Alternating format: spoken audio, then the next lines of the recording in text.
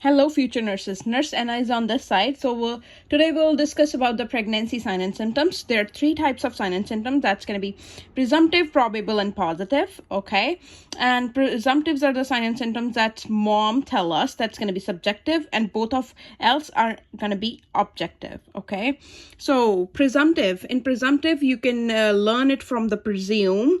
It's going to be amenorrhea, really tired. She's going to feel really tired.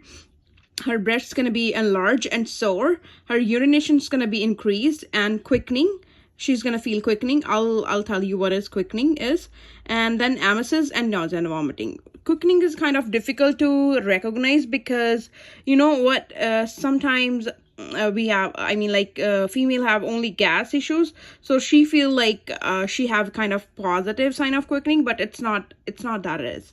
Okay, and what about the probable signs? So there are the probable signs. Whenever we think about the probable signs, we're going to think about the doctor. So whatever the doctor sees, okay, so it's going to be like HCG. So whenever we the female does this test, it's going to be positive, but there are different other reasons why HCG gets positive. So there's one reason over here.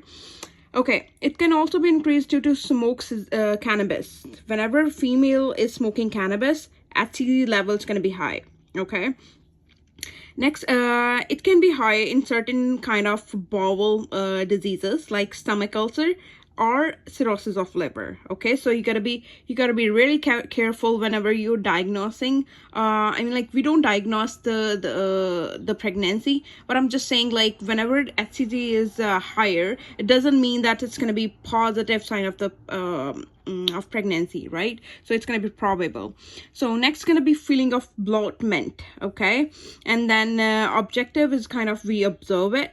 And Braxton Hicks contraction is a kind of false contractions that we feel, that female feel. Next is softening of cervix. We also call it Goodell sign. Okay, and next is a bruised color of vulva, vagina, and cervix. That's going to be Chadwick sign. And next is lower uterine segment soft haggard. That's going to be soft. It's going to be haggard sign. Okay, and large uterus.